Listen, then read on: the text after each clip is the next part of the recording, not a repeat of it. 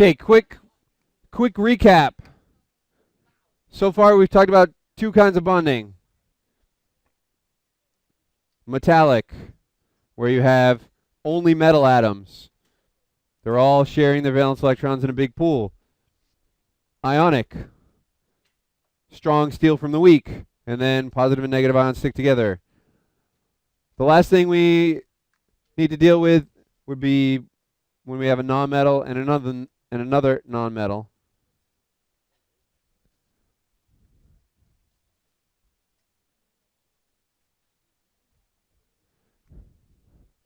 So here the interaction is going to be a little different.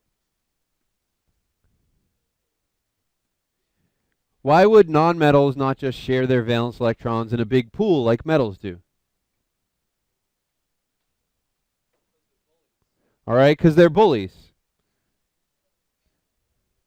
What else? They have a much stronger hold on their electrons. So they're not willing to just let their electrons kind of roam out there, right? Nonmetals want more control than that. So can I get 2 volunteers? All right. Do you want to be hydrogen or chlorine? Hydrogen. All right. You're chlorine.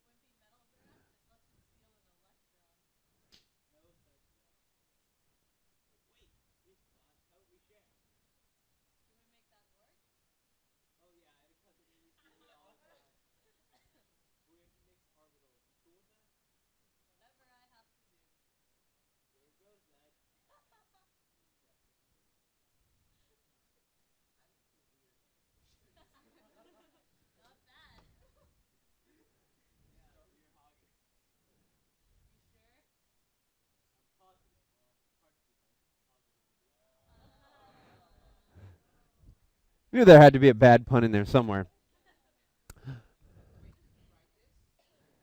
Yes, I wrote that. And and and let me tell you, that animation actually takes a while. PowerPoint is not the most simple. Uh, yes, I get the suggestion that I should work for Disney all the time. Um, so the basic idea: the two atoms involved would like to find a source of electrons. They have space, but they can't find anything to steal from. Neither one is strong enough to pull the electron completely away from the other. So ionic bonding is off the table. So what they do is they share. Okay. The difference in this case is that this is a bonding that happens between two atoms at a time. It's a partnership. Okay. So this is when you have two nonmetal atoms share a pair of valence electrons.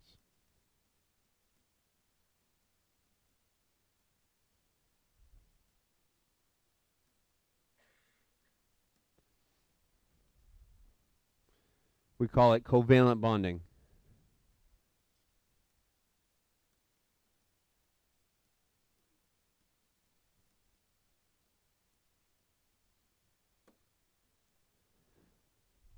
Those shared electrons are attracted to both nuclei, and both nuclei are attracted to the shared electrons. So that's what keeps them together.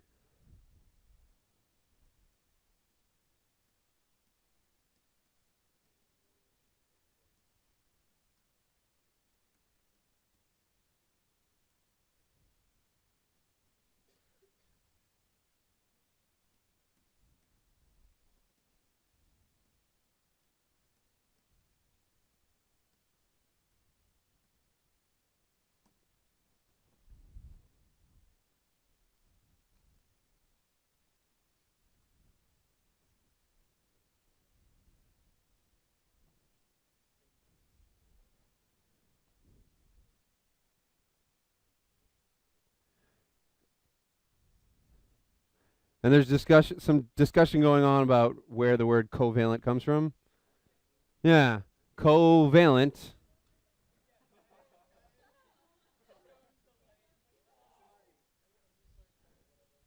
Co, together, valence electrons. So they are co-owners of those valence electrons now.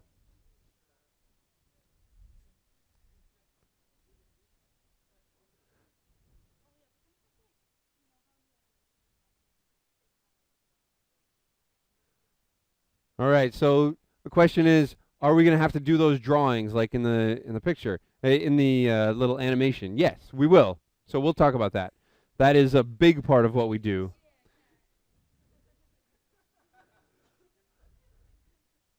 So if you think about why covalent bonding happens, if you're an electron, which situation do you prefer? All right, so imagine you're an electron.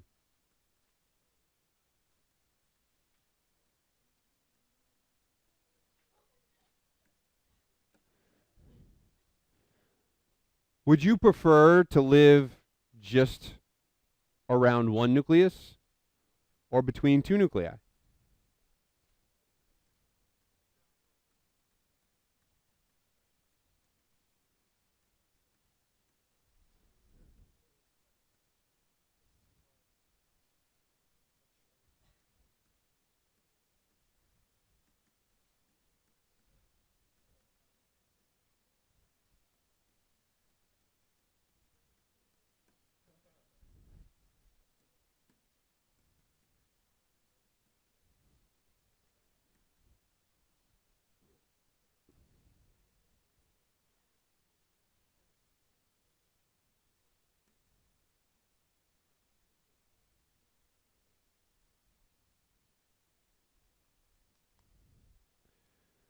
Which situation is preferable? Oh, sorry, I misspelled nucleus.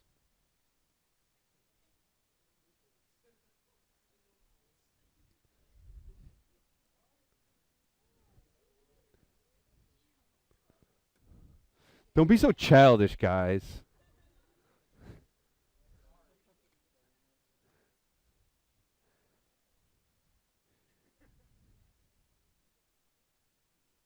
Which situation seems preferable?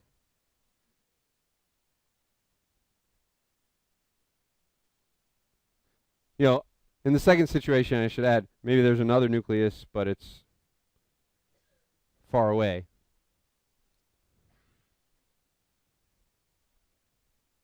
Yeah. All right, being near two nuclei would be preferable. Why? All right, you're getting pulled by both of them. In terms of potential energy, if you're an electron, where do you have the lowest potential energy? When you're close to positive charges. So being close to positive charges is going to be preferable. So electrons would love to be shared, is the moral of the story, if they can be.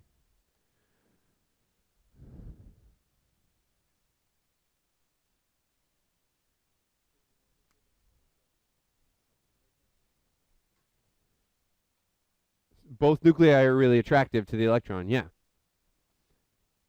So if it can be in between both, that's going to be preferable.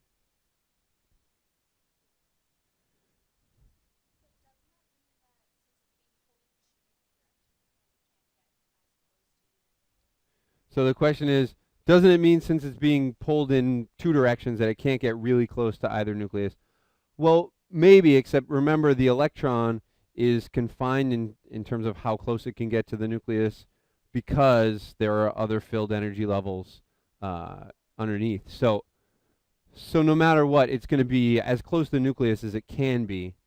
But given the choice, it would rather be close to two instead of close to one and far away from another. All right? So, summary of all that. Non-metal atoms are strong. When they meet, neither one can actually steal electrons from the other. So they have to reach this compromise. they share electrons and hold them just between the two atoms. Unlike metal atoms, which are like, hey, yeah, let the electrons just roam. Non-metal atoms say, well, I'll share my electrons, but I'll share my electrons with you. I don't trust that atom over there or that atom over there. I'm just going to pick one partner to share with, at least for each pair of electrons it's going to share. So this is more of a partnership. Covalent bonding can result in two different kinds of substances. The vast majority of the time, what happens is you have a few atoms covalently bonded to each other, and they make things we call molecules.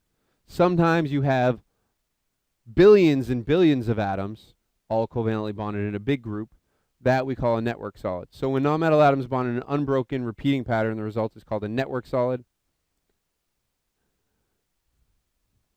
But when several atoms get together and covalently bond and make an individual particle, we call that a molecule. So the bonds holding molecules together are strong, but molecules are not very strongly attached to each other. They do have some attractions, and we're going to deal with those in about a month. But the idea is there's a big distinction between a network solid, where you have covalent bonding in a whole network throughout the entire solid, versus making molecules where you have covalent bonding holding molecules together and then molecules just hanging out near each other. So that's going to be a big distinction that explains the difference in properties between those two things. And then we're also going to see that molecules can actually gain electrons and become polyatomic ions, or positively charged. They can lose electrons and become polyatomic cations. So there's going to be a lot of stuff for us to go through. All right, that's essentially what these slides are saying. Now I do want to point out these models that we use are kind of oversimplified. When I say they're really oversimplified, a lot of times we approach science with a simple model to get a broad understanding, but that broad understanding is oversimplified. And so I do want to point out that, ionic and covalent aren't these completely separate things. So in the little animation we saw that hydrogen and chlorine will share a pair of electrons, but they don't share it quite equally because they don't have equal strength. And so we can think of bonding as being kind of a spectrum between ionic and covalent. So on the stealing end of things, that would be ionic bonding.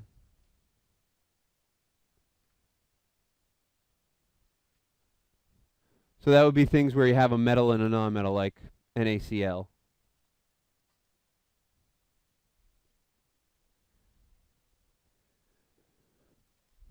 So there's a big difference in strength. If you have a smaller difference in strength, then they'll share electrons, but they won't share them equally. We call those polar covalent bonds.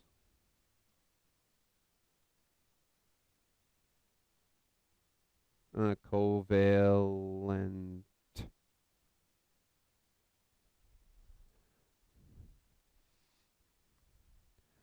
And that would be an example like HCl or H2O.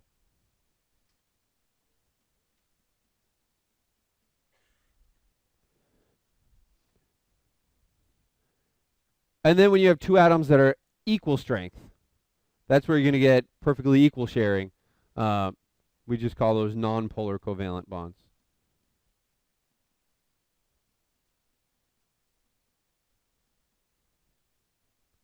So that would be like when Cl bonds with Cl.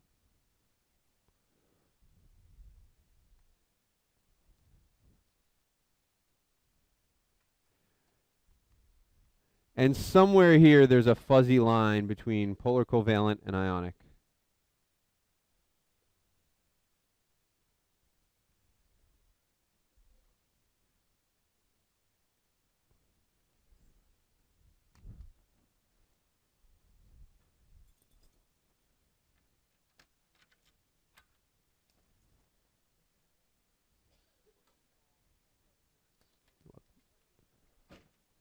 Yeah, question?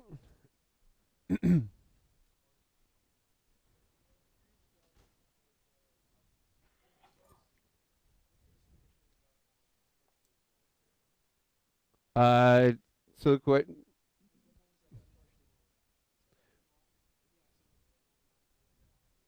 right, so the question is, what if things are somewhat polar? There's also a fuzzy line here between what we call nonpolar and what we call polar. Now, a lot of sources will try and give you a definition based on electronegativity difference, but that definition doesn't always hold up either. So you're going to have to live with a little gray area here. We'll say when it's two of the exact same atom in the exact same situation, then it's definitely a completely nonpolar bond. Anytime you have two different elements bonded to each other, there's going to be some degree of polarity. And I don't want us to like spend a whole lot of time worrying about the semantics of, well, would we call this nonpolar? Would we call it polar? Just recognize that there are degrees of polarity, and we'll deal more with polarity actually in about a month. Sam, what would methane be? Yeah, good question. So methane would be something that falls in this nonpolar area.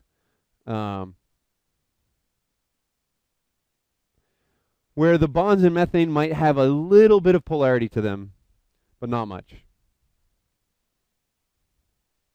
Because carbon is ever so slightly stronger than hydrogen.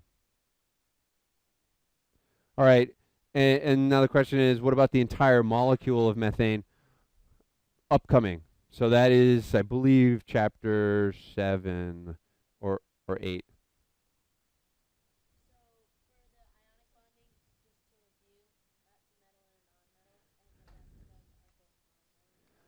All right, so the question is, just to clarify, for simplicity's sake, here's what I want you to imagine this fuzzy line is.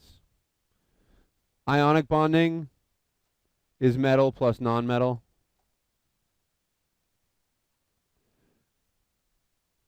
And covalent bonding would be nonmetal plus nonmetal.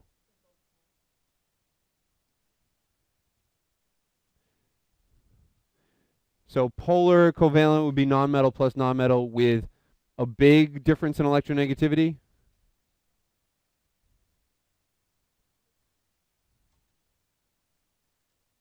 I'll say delta En, and then I'll clarify up here. Delta En equals difference in electronegativity.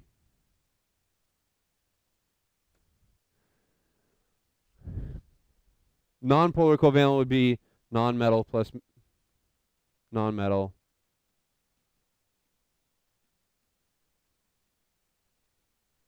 with a small difference in electronegativity. So very similar strength. Rachel?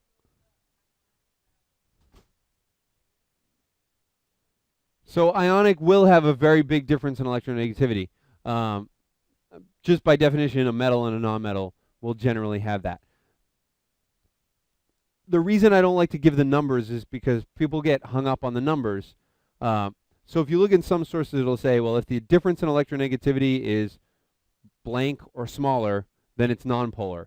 And if the difference in electronegativity is between blank and blank, it's polar. And if the difference in electronegativity is greater than blank, it's ionic. And I don't want you getting hung up on those numbers because sometimes those numbers don't work. So just to give you an example, let's see if I can find a little space. To give you an example, all right. So this is a side note here.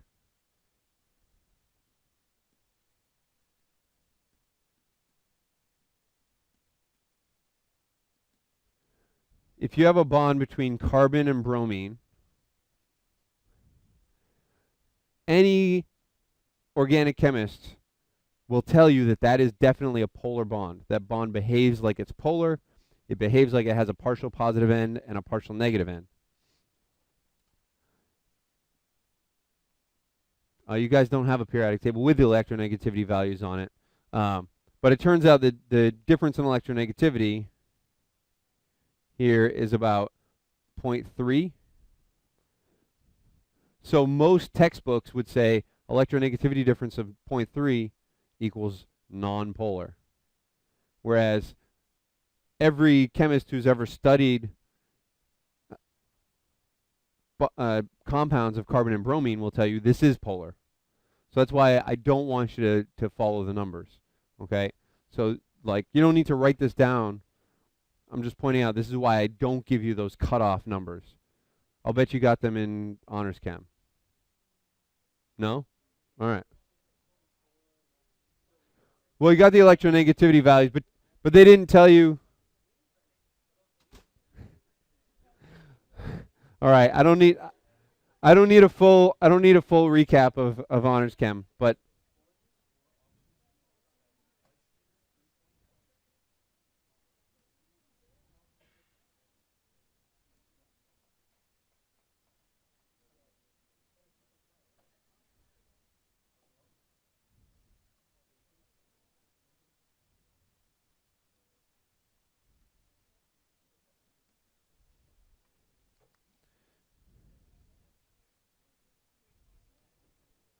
no.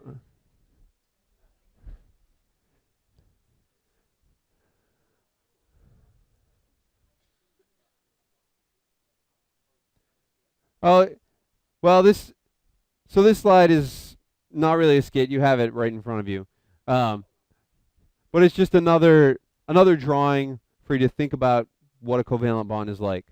You've got two atoms. Neither one wants to let go of the shared electrons, so they're stuck together. You can think of it like a business partnership. They've each invested an electron. They have shared control of those electrons, and they don't want their partner to run off with the electrons. So the question is, would you say that the forces of attraction and repulsion in this scenario are equal? So that's a great question, and I'm going to deal with it in a minute, actually, using a graph, which I'm sure you're going to love. What I would say is the forces of attraction and repulsion have reached an equilibrium here where we've minimized the potential energy when accounting for both attraction and repulsion. And I know that's a more complicated statement, but it's a more true statement. All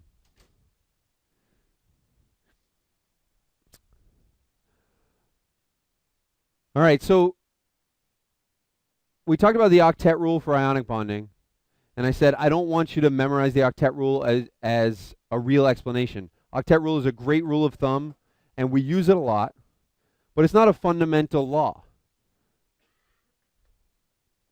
So we already talked about this. I guess I got ahead of myself on that other slide. But electrons naturally prefer to be shared between two nuclei whenever possible. Why do they want to do that? Lower potential energy. So lower potential energy when close to two nuclei.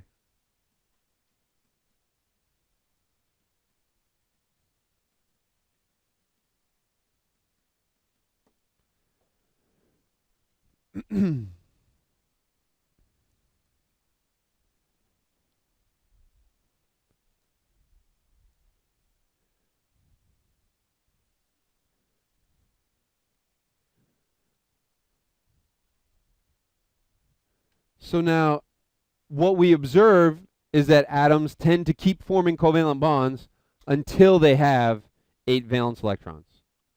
But they don't tend to keep forming covalent bonds if they then have 9 valence electrons, or 10, or 11, or 12. So how can we explain that without just relying on magic?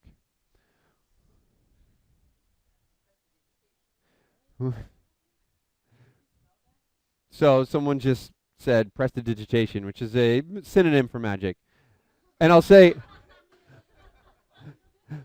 say I have an early memory of that word from like a 4th grade spelling bee. So I was really impressed. I was really impressed because this other student got up there and they got prestidigitation, and literally this is what they did. They said prestidigitation, prestidigitation. And I was floored because that was right. And I was like, well, I have to learn to spell prestidigitation really fast too, because I can't let them, be better than me, I guess. I don't know. It was my competitive nature. But I still remember that spelling, and I can still rattle it off.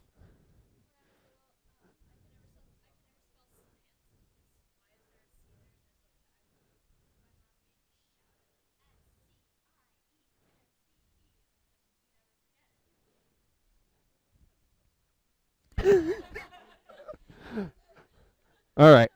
So we just had a little personal story time. Um, for those at home, if you're wondering about the silence.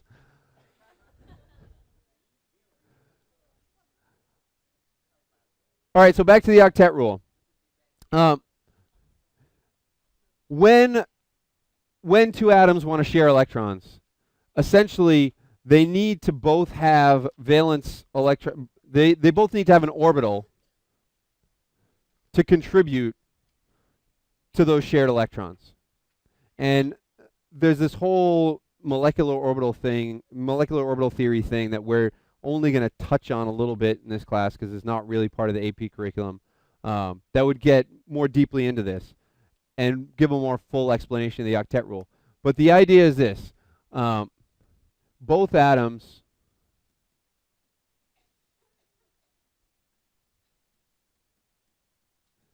must have orbital space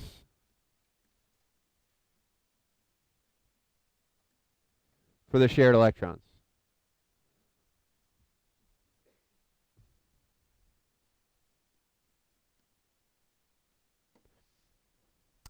If one atom runs out of space in its valence energy level, then what orbital would it have to contribute?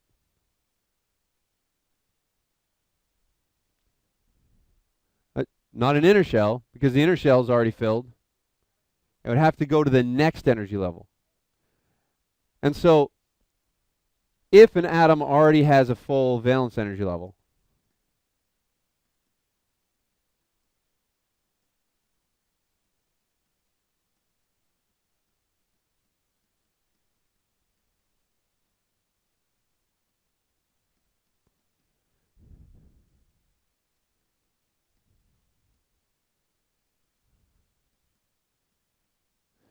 it would be forced to use a higher level.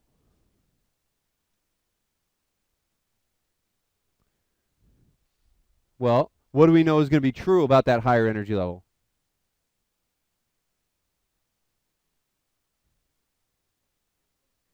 All right, it's less stable, has higher potential energy, and it's further from the nucleus. So the whole goal here was to minimize potential energy. Now, if we start using higher energy orbitals from higher energy levels, suddenly we're not achieving that goal, right? So a higher level, this would be higher potential energy. It doesn't achieve the goal of minimizing the electron's potential energy. Yep.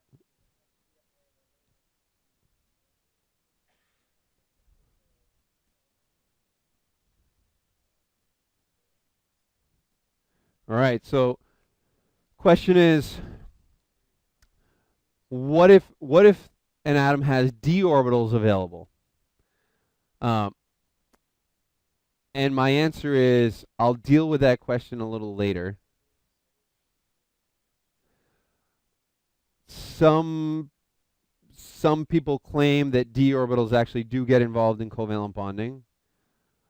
Every professor I've ever worked with said that's not true.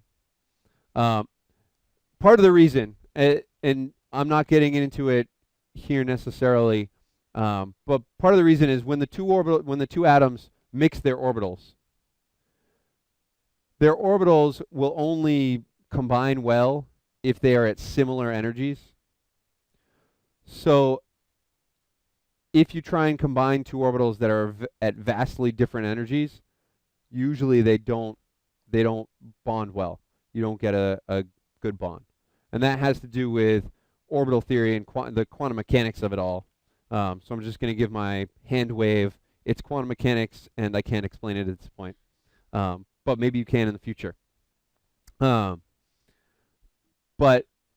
from everyone I've talked to, and even the AP curriculum has recognized this in its newest form, d orbitals don't get involved in covalent bonding. Yeah. So atoms tend to make covalent bonds until their valence energy level is full, and then they stop. So, for example, the simplest molecule we could come up with would be F2, fluorine. So fluorine has how many valence electrons? 7. All right. So each one has 1 that it can contribute to share. And when it shares a pair of valence electrons, if these are shared electrons in the middle,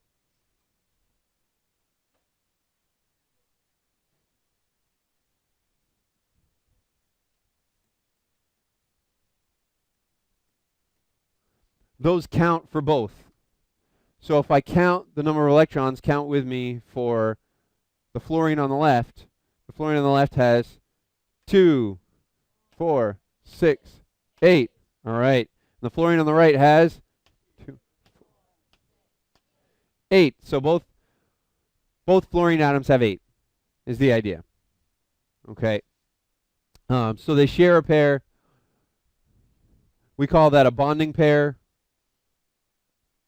or we call that a covalent bond. And then these over here we call lone pairs, the unshared pairs around each one. So that's a piece of terminology hopefully you've all heard before.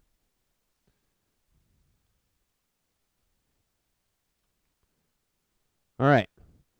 So now I'm going to get to this question of attraction and repulsion.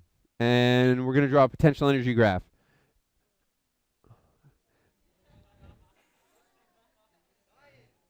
Yay! All right. So imagine the two nuclei approaching each other. So R is what we're gonna call the distance between the nuclei. Now, if I wanted to come up with a fancy word for the distance between nuclei, okay?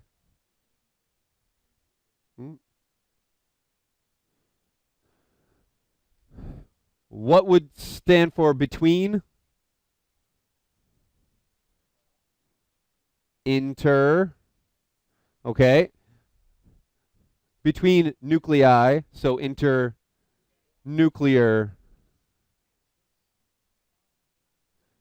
So this is called the internuclear distance. Okay. That word showed up on the AP test in the spring, and I had some students come back afterwards like, what was internuclear distance? So that's why I want to explicitly address it. You know, when you see inter, that means between. So the internuclear distance is the distance between nuclei. We're going to call that R. So let's imagine the forces that are going on here. And I'm going to draw 2 small graphs, and then we'll draw a big graph. So over here, I'm going to draw small graph, small graph. So this first one, this is R, and this is PE. First one, I want to consider the interaction between the electrons and the nuclei.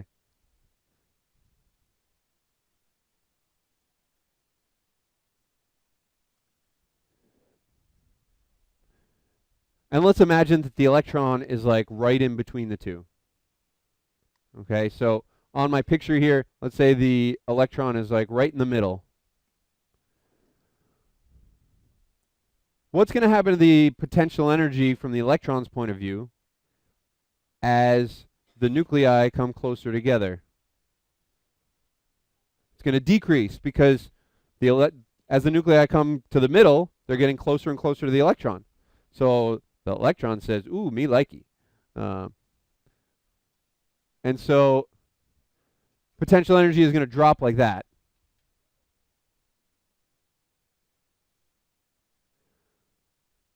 If we consider, all right, so that's the electron plus the nuclei. Now, what if we consider the interaction between the two nuclei?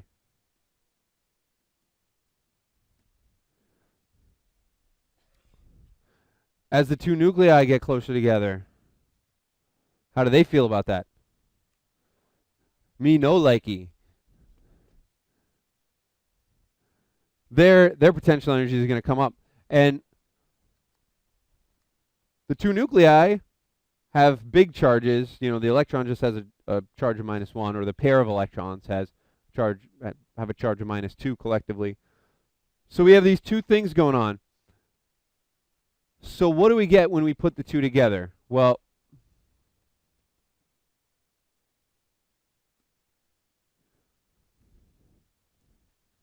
if we combine the two effects,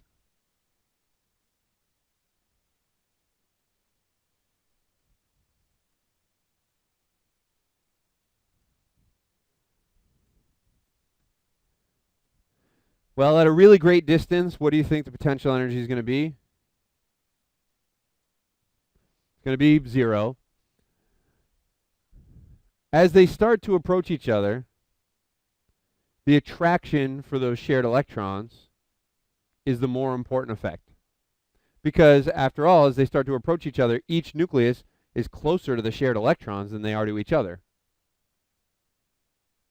So as they start to approach each other, the potential energy starts to drop. But now, because the two nuclei have big charges, you reach a point where it doesn't matter that they're closer to the shared electrons. Now, those bigger charges on the two nuclei, the repulsion starts to outweigh the attraction. So it drops for a little while, then the repulsion starts to kick in, and potential energy shoots up. So on this part of the curve, the repulsion between nuclei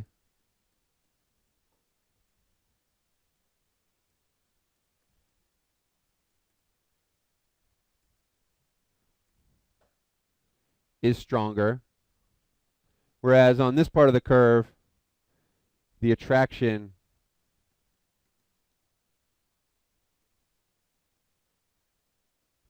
between the nuclei and the shared electrons is stronger.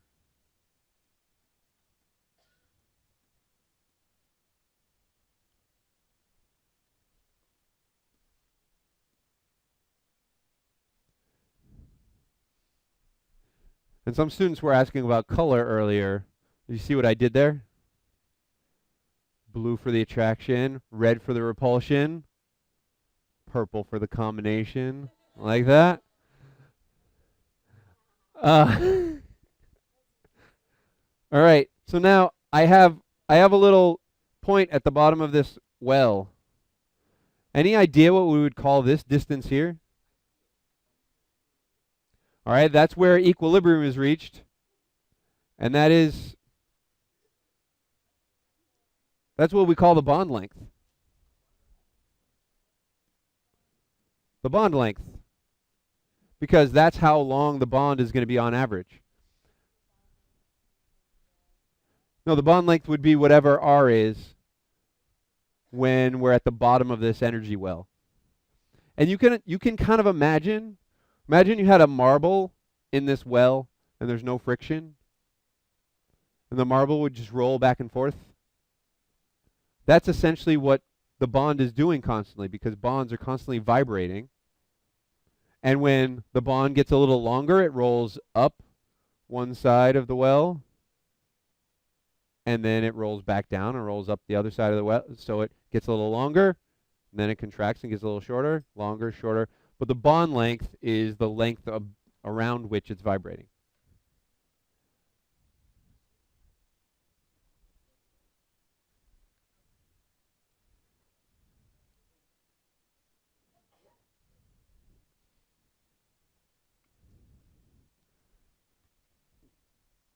And then if you think about it, because I love to think about potential energy graphs,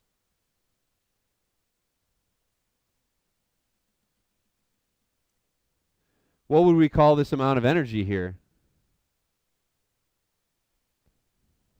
That would be the bond energy. That's how much energy it would take to break the bond. Because to break the bond, you've got to put in enough energy to make the internuclear axis go to infinity, or make the internuclear distance go to infinity. So this is what we call the bond energy.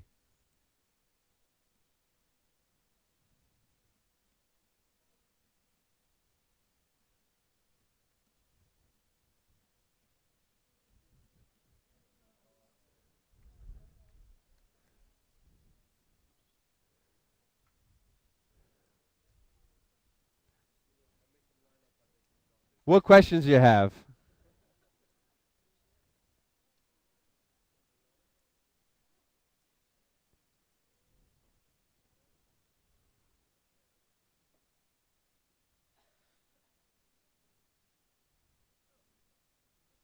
All right, question.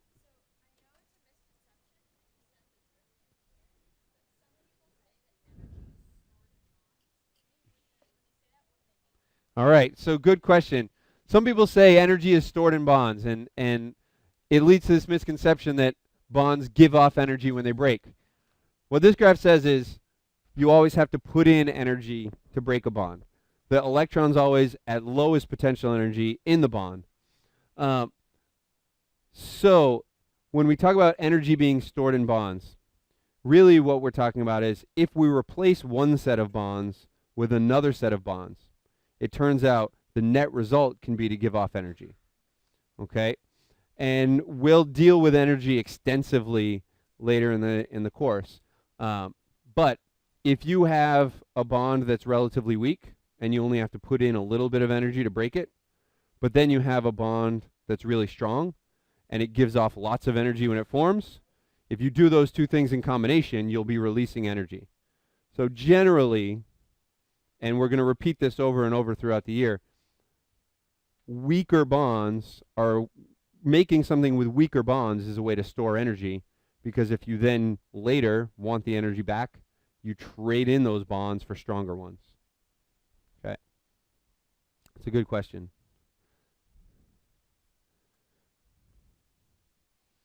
You don't have to love this graph as much as I do. But my hope is that you will come to understanding of it. I know I didn't when I first took general chemistry.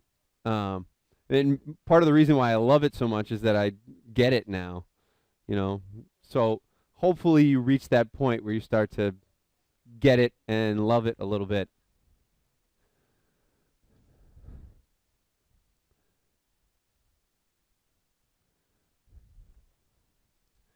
Okay, so from the sublime to the mundane, as far as naming goes, naming these things is pretty simple. If you want to name covalent things, essentially you need to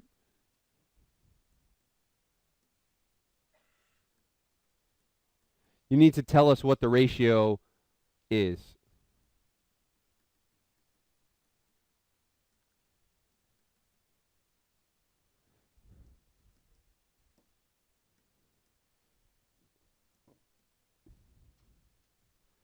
So for example, I can't just say carbon oxide.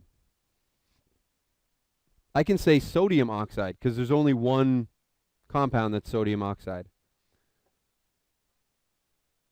Sodium and oxygen are always going to combine in this 1 to 2 ratio, or 2 to 1 ratio, 2 sodiums for every 1 oxygen. But carbon oxide doesn't make sense because carbon and oxygen turns out they combine in a 1 to 1 ratio or a 1 to 2 ratio. So the way we name these things would be, if it's a 1 to 1 ratio, the first element is assumed to be 1. So we would just say carbon, and then monoxide to say that there's 1 oxygen, or we would say CO2 is carbon dioxide. Or CO2, that is shorter.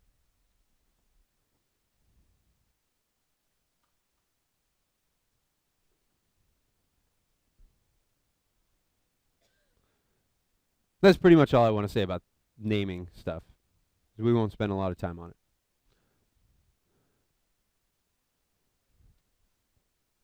All right, so let's make the distinction between molecular compounds and network covalent compounds. So, actually, this slide is backwards.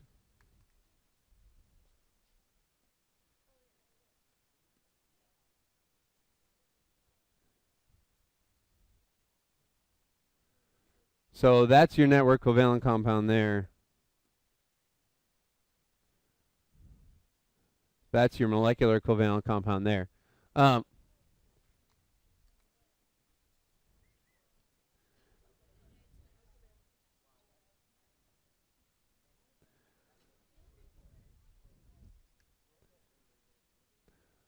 right, so the idea behind a network covalent compound, in a network covalent compound, it's a repeating pattern over and over and over.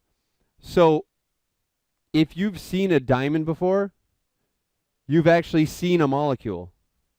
A diamond is a single molecule that's just a network of carbon atoms bonded to each other, maybe with some imperfections in it. So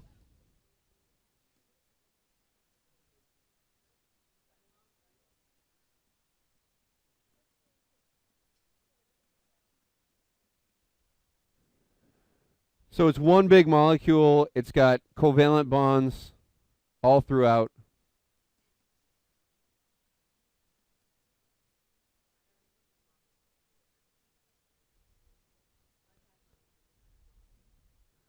That's right. When you look at a diamond, you're looking at a molecule. A really big one.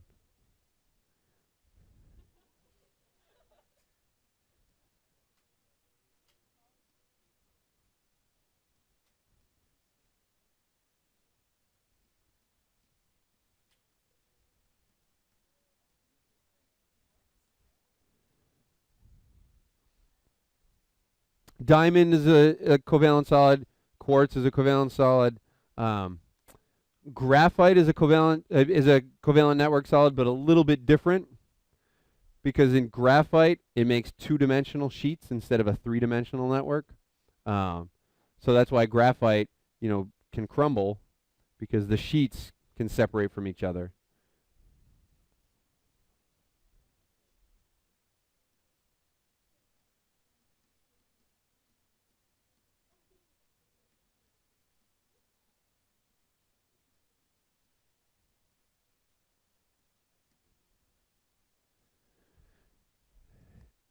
And basically, those are the only three that I think you should know are network solids.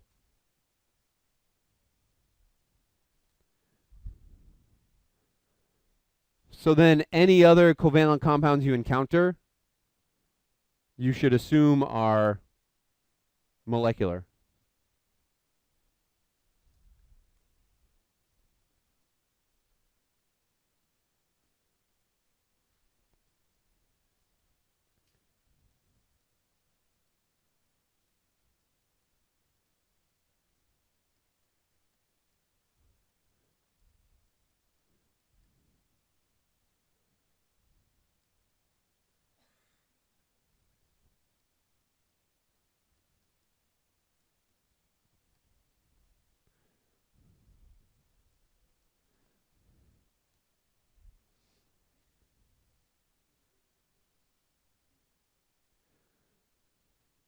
So what properties would you expect for network covalent solids?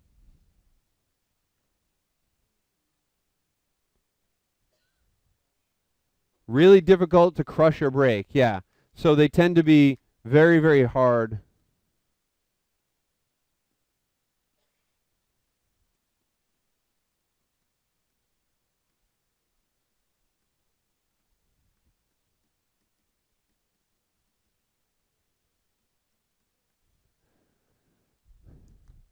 They tend to be very, very hard because it's all covalent bonding.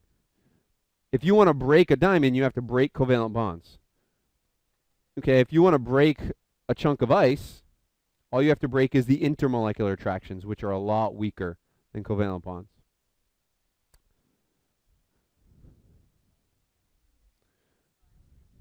Another property, higher boiling, yeah, ridiculously high melting and boiling points.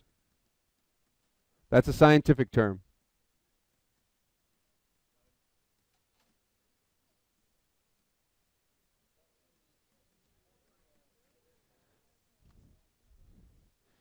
If you want to try melting a diamond,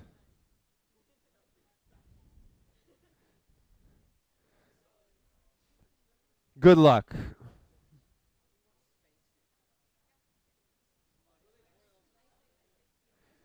Is it?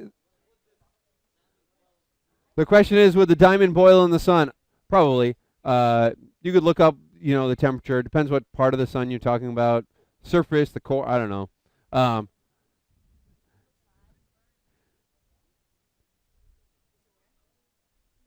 the question is, have we tried to put diamonds into the sun?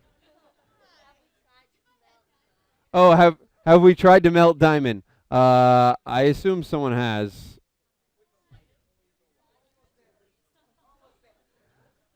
I I don't know. If if we know its melting point, you can assume it was experimentally determined. Yeah, that's right. Um, any other properties you'd expect from these things? All right, most of them should not be conductive.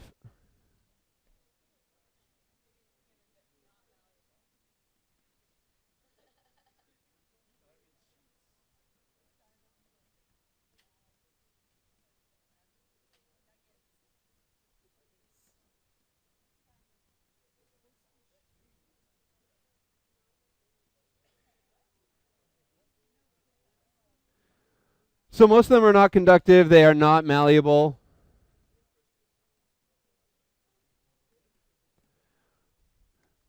The reason they're not conductive is their electrons are held tightly, right?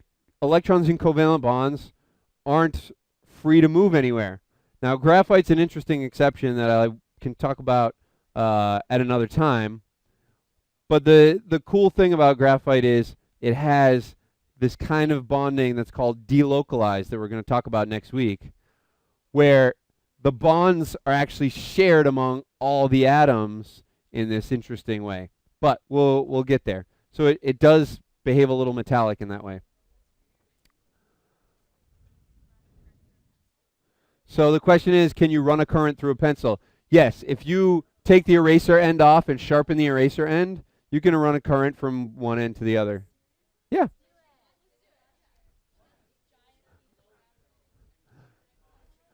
All right, so very quickly, properties of molecular substances. These are going to vary widely.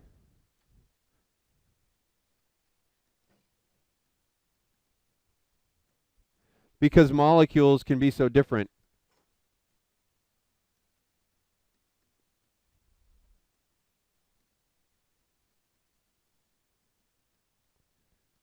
And there's more to come on that. So in a few weeks, we'll talk about why different molecules end up with different properties. But unlike the other types where we said the properties are pretty similar, um, there's more variation for covalent molecules.